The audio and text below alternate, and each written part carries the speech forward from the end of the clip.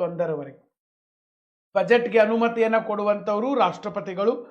ದ್ರೌಪದಿ ಮುರ್ಮು ಅವರು ಅನುಮತಿಯನ್ನು ಕೊಟ್ಟ ಮೇಲೆ ಆ ಬಜೆಟನ್ನು ಲೋಕಸಭೆಯಲ್ಲಿ ಮಂಡನೆ ಮಾಡ್ತಾರೆ. ಮತ್ತು ಇದೊಂದು ಹಣಕಾಸು ಮಸೂದೆ. ಇದೊಂದು ಹಣಕಾಸು ಮಸೂದೆ ಹೌದೋ ಅಲ್ಲೋ ಅಂತ ನಿರ್ಧಾರ ಮಾಡೋದು Lok Sabha speaker. Lok Sabha speaker has the power to decide whether this is a money bill or not. ಇದಾದ್ಮೇಲೆ ನಮ್ಮ ರಾಜ್ಯದಲ್ಲಿ ಕೂಡ ಈಗ ಬಜೆಟ್ ಮಾಡ್ತಾರೆ. ಬಹುಶಃ ಫೆಬ್ರವರಿ 15, 16, 17 ಈ ಟೈಮಲ್ಲಿ ಮಾಡ್ತಾರೆ.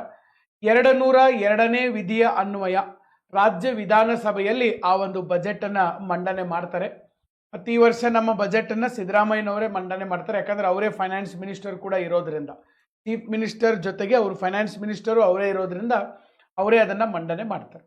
ಇನ್ನು ಈ ಬಜೆಟ್ ಕುರಿತಾಗಿ ನೋಡಬೇಕಂದ್ರೆ ನಿರ್ಮಲಾ ಸೀತಾರಾಮನ್ ಅವರು ರಾಜ್ಯಸಭೆಯ ಸದಸ್ಯರಾಗಿ ಈ ಒಂದು ಬಜೆಟನ್ನು ಮಂಡನೆ ಮಾಡಿದ್ದಾರೆ.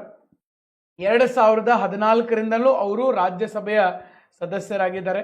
ಮತ್ತು ದೇಶದ ಮೊದಲ ಪೂರ್ಣಾವಧಿ ಮಹಿಳಾ ಹಣಕಾಸು ಸಚಿವ, ಫುಲ್ ಫ್ಲೆಜ್ಡ್ ವಿಮೆನ್ ಫೈನಾನ್ಸ್